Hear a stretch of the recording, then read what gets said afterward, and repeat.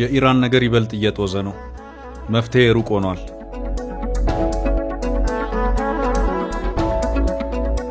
ከአንድ ዓመት ቀደም ብሎ እስራኤል ሐማስን ለማጥፋት እየታገለች ነበር። አገሪቱ ዙሪያዋን በኢራን አጋሮች ተከባ ያደረገችው ዘመቻ ውጤት አልባ ከመሆኑ በተጨማሪ ከፍተኛ መንጫጫትን የፈጠረ እንደነበር አይዘነጋም። ከአንድ ዓመት በኋላ አሁን ላይ ታዲያ የሐማስና የሂዝቦላ አመራሮችን አጥፍታ ኢራን የተዳከመች ስትመስላት የመካከለኛው ምስራቅን አካሄድ ሙሉ ለሙሉ ሊቀይር የሚችል ጥቃት በመሰንዘር ላይ ናት። የእስራኤል አሁናዊ እርምጃ ዓለም አቀፍ ገበያን የሚያቃውስና አሜሪካን ወደ ግጭቱ ስቦ በማስገባት የዓለም አቀፍ ጂኦፖለቲክሱን ሊቀይር መቻሉ ደግሞ አስፈሪ አድርጎታል። በእርግጥ ለእስራኤል ያለፉት 12 ወራት ከባድ የሴራና የገመድ ጉተት 11 ስትከቡን የሰነበተችበት መሆኑን የሚያውቁ ያውቀዋል። ከሐማስ ጀምሮ ሶሪያ ድረስ የኢራን አጋሮችን ለማዳከም የተደረገው ጥረት ውጤታማ መሆኑን ለአይሁዳዊቱ ሀገር ምቹ ሁኔታን የፈጠረ እንደሆነ ምዕራባውያን ተንታኞች እየተናገሩ ናቸው። እስራኤል በአሜሪካ የዲፕሎማሲ ጥረት ሽፋን የተከፈተላትን ቀዳዳ ተጠቅማ የለኮሰችው እሳት የኢራን የኒውክሌር ጣቢያዎች ከማዶም ባሻገር የሀገሪቱን አስተዳደር ጭምር ለማስወገድ ያለመ መሆኑ በገሃድ እየታየ ይገኛል። ከጨቋኝ አገዛዝ ነፃ የምትወጡበት ጊዜ ከምን ጊዜውም በላይ ተቃርቧል። እንደዚህ አይነቱ ነገር ሲፈጠርም እስራኤላውያንና ኢራናውያን በሁለቱ ጥንታዊ ሀገራት መካከል ያለውን ቃል ኪዳን የሚያድሱ ይሆናል ሲሉ ቤንያሚን ኔታንያሁ መናገራቸውም የእስራኤል እቅድ መዳረሻ የኢራን አስተዳደር በማፍረስና ከተቻለም ሀገሪቱን በመበተን ላይ ያተኮረ መሆኑን ይነግረናል። በእርግጥ እዚህ ላይ ነገሮች ከእስራኤልና አጋሮቿ ፍላጎት ውጭ ከተጓዙና ኢራን አገዛዟንም ሆነ የኒውክሌር መርሃ ግብሯን ከጥቃት አትርፋ መቀጠል ከቻለች ቀጠናው አዲሲቷን ሀያል ሀገር ኢራን ሊመለከት የሚችልበት እድል አለ።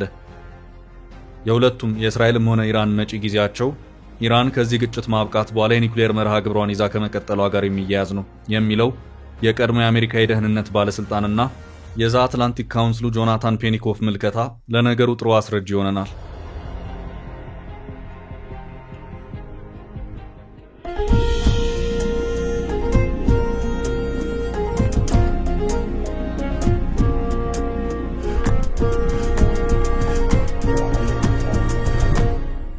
ተንታኙ ምልከታቸውን ሲቀጥሉም ኢራን ያንን ማድረግ ከቻለች በቀጠና ያላትን አቅም መልሳ ለመገንባትና ተጽዕኖዋን አስቀጥላ ለመጓዝ ያስችላታል። እንደዛ ካልሆነ ግን ላለፉት ከሁለት አስርት ዓመታት በላይ ያላየነው አዲስ ቀን ይመጣል ሲሉ ተናግረዋል።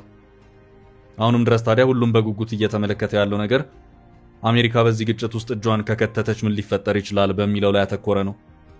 በስዊዝ ካናል ቀውስ ወቅት ለመጀመሪያ ጊዜ አሜሪካን ሙሉ ድጋፍ ለማግኘት የበቃችው አይሁዳዊቱ ሀገር አሁንም ከሁነኛ ወዳጇ ዘንድ ድጋፍ እየጠበቀች መሆኑም ግልጽ ነው። ባሳለፍነው ጥቅምት እስራኤልና ኢራን ጥቃት በተሰናዘሩበት ወቅት የአሜሪካ የስልጣን ወንበር ላይ የነበሩት ጆ ባይደን እንደነበሩ አይዘነጋም። አሜሪካን በወቅቱ እስራኤል በምንም መልኩ የኢራን የኒውክሌር ጣቢያዎችን ከማጥቃት እንድትቆጠብ ስታሳስብ መሰንበቷ የሚታወስ ነው። የዚህ አይነቱ ማሳሰቢያ ነገሮች ከቁጥጥር ውጭ እንዳይሆኑ እገዛ ሲያደርግ ቢቆይም የዶናልድ ትራምፕ ወደ ስልጣን መምጣትን ተከትሎ ብዙ ነገሮች ተቀይረዋል። ምንም እንኳን አወዛጋቢው ፕሬዝዳንት ነገሩን በድርድር ለመፍታት ፍላጎት እንዳላቸው ቢያሳዩም ከመጋረጃ ጀርባ የኢራን መመታትን የሚፈልጉ መሆናቸውን ተግባራቸው ያሳብቃል። ከሰሞኑ እንኳን ለእስራኤል ያሳዩት ድጋፍና ኢራንን በአደባባይ የሚያስጠነቅቁበት መንገድ አካሄዳቸውን በሚገባ ይናገራል። በተለይም ለኢራን ሰጠውት ያሉ 60 ቀን ያለ ውጤት መገባደዱን በመግለጽ ኢራን ከዚህም የከፋ ነገር ሊያጋጥማት እንደሚችል ሲገልጹ ተሰምተዋል። ይህ በእንዲህ እንዳለ ግን ይህ የእስራኤል ጥቃት የተነሳበትን ዓላማ ሳያሳካ በአጭር ሊቀጭ እንደሚችል የሚናገሩ ተንታኞች ጥቂት የሚባሉ አይደሉም። በዛ ረገድ ቀድሞ የሚነሳው ነገር በዛው እስራኤል የነገሮች መራዘም በዘመቻው ላይ ህዝባዊ ተቃውሞን ሊያስነሳ ከመቻሉ ጋር የሚገናኝ ነው።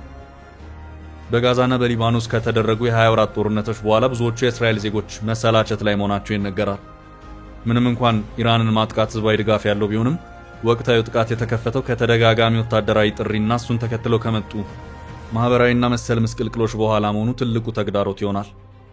ሌላው ቀርቶ በጋዛ ያሉ የእስራኤል ታጋቾች ሙሉ ለሙሉ ወደ ሀገራቸው አለመመለሳቸው አንዱ የተቃውሞ ምክንያት ሊሆን እንደሚችል የሚናገሩ ምዕራባውያን ተንታኞች አሉ። የእስራኤል ተግዳሮት በኔታንያሁ አስተዳደር ዙሪያ ካለው ፖለቲካዊ ክፍፍል እንደሚጀምርም ነገሩን በቅርበት የሚያውቁ ሲናገሩ ይሰማል። ሌላው ቀርቶ የጋዛው ዘመቻ በጊዜ ለመጠናቀቅ አለመቻሉ በመጀመሪያ ጊዜያት በአንድነት ቆመው የነበሩትን እስራኤላውያን ጭምር እንዲከፋፈሉ ማድረጉ ይነገራል። ህመም፣ መሰላቸትና እርግጠኝነት ማጣት የእስራኤል ማህበረሰብን ወቅታዊ ሁኔታ የሚገልጽ ቋንቋ ነው ሲሉም አንድ ተንታኝ ባሳለፍነው ሳምንት መጨረሻ በኤክስ ገጻቸው አስነብበዋል። የእስራኤል ዴሞክራሲ ኢንስቲትዩት ፕሬዝዳንት ዮሐናን ፕሌስነር ግን ምንም እንኳን ከባድ መሰላቸት ቢታይም ከኢራን ጋር የሚደረገው ግጭት ሁሉንም ነገር ወደ ጎን ብሎ ሙሉ ትኩረትን በቴህራን ላይ ማድረግን ግድ የሚል መሆኑን ተናግረዋል። ፕሬዝዳንቱ የሚመሩት ተቋም ባሳለፍነው ሚያዝያ በሰራው ጥናት መሰረት ግማሽ ያህል አይሁድ እስራኤላውያን የአሜሪካ ድጋፍ በሌለበትም እንኳን በኢራን ላይ የሚደረገው ዘመቻ መፈጸም እንዳለበት የሚገልጽ አቋም ማንጸባረቃቸው ይነገራል። ሌንሰር ስለ ወቅታዊ ግጭት ሲናገሩም ይህ የኢራን ነገር በእስራኤላውያን ስነ ልቦናም ሆነ በቀጠናው ፖለቲካ ላይ ረጅም ተጽዕኖ ሊኖረው የሚችል ትልቅ ሁነት ነው ይላሉ። ይህ ሌላ ዙር የመካከለኛው ምስራቅ ነውጥ ተደርጎ የሚታይ አይደለም ብለዋል። ይሁንና ግን ያለፉትን 20 ወራት እስራኤል በጋዛ ዘመቻ ካሳለፈችው ማነቆ አንጻር ይህን የኢራን ቀውስ በምን መልኩ ልትፈታው ትችላለች የሚለው ነገር እጅጉን አጠያቂ ሆኗል። አንድ ወታደራዊ ተንታኝ ስለዚህ ጉዳይ ሲናገሩም እስራኤል ምንም እንኳን በመጀመሪያዎቹ ቀናት ስኬታማ ብትመስልም ኢራን በእስራኤል ከተሞች ላይ ልትፈጽመው የምትችለው ጥቃት በአብዛኛው ሀገሪቱ ላይ የሚታየውን የተስፋ መንፈስ እንደ ጉም ሊያበነው እንደሚችል ገልጸዋል። ሌላው ቢቀር እስራኤል በያዘችው ግትር አቋም ሄዳ ዲፕሎማሲን በመተው የኢራንን መንግስት በመለወጥ ነገሩን ለመቋጨት ከሞከረች በመካከለኛው ምስራቅ መጥፎ ሁኔታ ሊያጋጥም መቻሉ እሙን ሆኗል።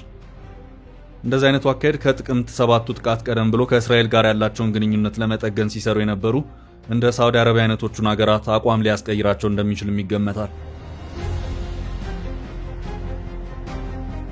እስራኤል በታሪክ ውስጥ ወታደራዊ ድሎችን ወደ ፖለቲካዊ ድል መቀየር የማይችሉ ጀብደኛ ፖለቲከኞች የተሞላች መሆኗም ነገሩን አስፈሪ እንደሚያደርገው ተንታኞች በመናገር ላይ ናቸው።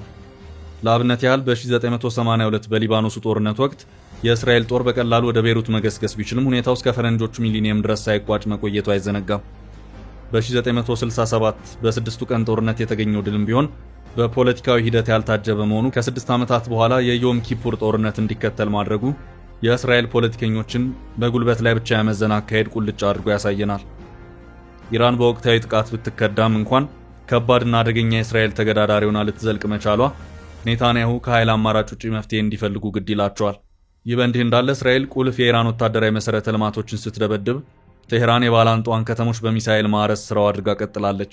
የእስራኤል ስትራቴጂካዊ ድል የኢራንን ዋነኛ የኒውክሌር መሰረተ ልማቶችን ማውደም ከመሆኑ አንጻር ግን የእስካሁኑ ሂደት ወሳኝ ነው ብሎ ለመቀበል ይቸግራል። የእስራኤል ቀዳሚና ዋነኛ ግብ የጸረ ኒውክሌር ግንባታ ዘመቻ ከመሆኑ አንጻር ከአሜሪካ ድጋፍ ውጪ ነገሩን ማሳካት መቻሏም እጅጉን አጠራጣሪ ነው። በሌላ በኩል በወራት ውስጥ በመቶ ያህል ምርቶች የሚሰጠውን የቴህራን ባሊስቲክ ሚሳይሎች የማምረት አቅም ለማዳከም ጥረት እየተደረገ መሆኑን ለመረዳት ተችሏል። በእርግጥ እስራኤል በዚህ ብቻ ሳትገታ የኢራን የነዳጅና የጋዝ መሰረተ ልማቶችን ጭምር ኢላማ ያደረጉት ጥቃቶች ስትፈጽም ታይታለች። የጥቃቱ አንድና አንድ መዳረሻ የኢራንን የኒውክሌር ቦምብ የማምረት አቅም ጨርሶ ማጥፋት ከተቻለ ማዳከም መሆኑ መነገሩ ግን የቴል አቪቭ ፈተና ገና እንደሆነ ይነግረናል። ይህ ዘገባ እስከተጠናቀረበት ጊዜ ድረስም ይህ ግብ ስለመሳካቱ በእርግጠኝነት የወጣ መረጃ የለም። በእርግጥ የኢራን ግዙፍ የኒውክሌር ማብላያ ጣቢያ የሆነው ናታንዝ እንደ ኢስፋሃን ሁሉ ውድመት እንደደረሰበት ለማረጋገጥ ተችሏል።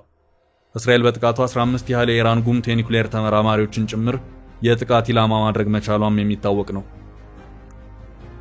ኢስፋሃን የሚሰኘው የኒውክሌር ጣቢያ የዩራኒየም ጥሬ ዕቃ ወደ ዩራኒየም የሚመግብ ተቀጣጣይ ቁስ የሚመረትበት መሆኑ ይነገራል።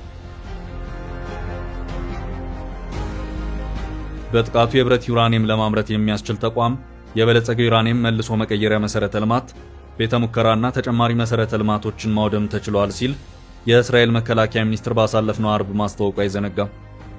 ዓለም አቀፉ አቶሚክ ኃይል ኤጀንሲ በበኩሉ ኢስፋሃን የሚሰኘው የኒውክሌር ጣቢያ ከባድ የሚባል ጉዳት እንዳጋጠመ አስታውቋል።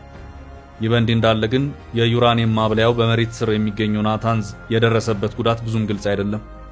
በዛ ስፍራ የተፈጸመው የእስራኤል ጥቃት የኢራን የሙከራ ዩራኒየም ተቀጣጣይ ቁስ ማምረቻና የኤሌክትሪክ መሰረተ ልማቶችን ብቻ ማውደሙን የታወቀው ውድመቱ የማብለያ መሳሪያዎቹን ከስራ ውጭ ሊያደርግ ቢችልም ከዚያ የከፋ ነገር ስለማስከተለው የሚታወቅ ነገር የለም።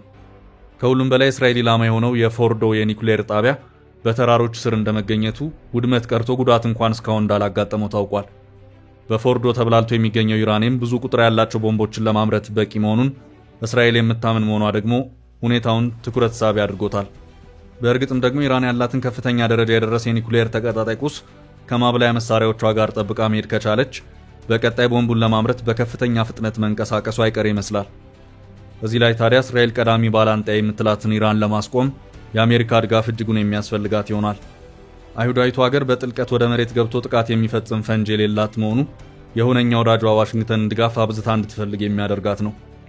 የትራምፕ አስተዳደር ምክንያቱ ባልተገለጸ ሁኔታ እስከዚህ ቅጽበት ድረስ በዚህ አይነቱ ተግባር ላይ የመሳተፍ ውሳኔ ገና አላሳለፈም። የወቅቱ የአሜሪካ ፕሬዝዳንት ምንም እንኳን የእስራኤል ጥቃት መጀመርን አድንቆ ቢናገሩም በቀጣይ በሚኖሩ ጥቃቶች ላይ ተሳትፎ ለማድረግ ከወሰኑ ሀገራቸውን ላልታሰበ ነገር ሊዳርጋት የሚችል እውነት ሊፈጠር ይችላል። ፕሬዝዳንቱ በመጀመሪያ የጥቃቱ ቀናት የቦምብ ድብደባው መጠናከር ኢራንን ወደ ኒውክሌር ድርድሩ እንድትመጣ ግፊት ውስጥ ይከታታል ብሎ ቢያስቡም ያሰቡት የተሳካላቸው አይመስልም። ኢራን እስካሁን ድረስ ወደ ድርድሩ የመመለስ ፍላጎት እያሳየች ካለመሆኑ በተጨማሪ ስድስተኛውን ዙር ድርድር ጭምር ለቃ መሄዱ አይዘነጋም። እስራኤል በአንጻሩ የኢራንን የኒውክሌር ማብላዮች የመምታት ዘመቻው እንዲህ በቀላሉ የሚሳካ አለመሆኑን በማወቅ ወታደራዊ ግዳጁ ቀናት ወይም ሳምንታት ሊፈጅ እንደሚችል እየተናገረች ነው። አይሁዳዊቱ ሀገር በተለይም ከአሜሪካ ዘንድ ድጋፍ የማታገኝ ስትራቴጂካዊ ግቧ የሆነውን የፎርዶ ኒውክሌር ጣቢያ መምታት መቻሏ እጅጉን አጠራጣሪ ነው። አንዳንድ እስራኤል ወዳድ የምዕራቡ ዓለም ተንታኞችም ታዲያ ዋሽንግተን ጣልቃ ገብታ የኒውክሌር ማብላያው ካልተመታ ረጅም ጦርነት መኖሩ አይቀሬ ነው እያሉ ናቸው። ይህ በእንዲህ እንዳለ ሌሎች ደግሞ የፕሬዝዳንቱ ዋነኛ ስጋት ለእስራኤል እገዛ ከተደረገ በመካከለኛው ምስራቅ ያሉ የአሜሪካ ወታደሮችና የጦር ሰፈሮች በኢራን ኢላማ ውስጥ ሊገቡ ከመቻላቸው ጋር እንደሚያያዝ እየተናገሩ ይገኛሉ። ይሁንና ግን እገዛ ቢደረግ እንኳን ኢራን አጸፋ መስጠት ከሚኖረው መጥፎ አንድምታ አንጻር በአካባቢው ባሉ የአሜሪካ ፍላጎቶች ላይ እርምጃ እንደማትወስድ የሚያምኑ አሉ።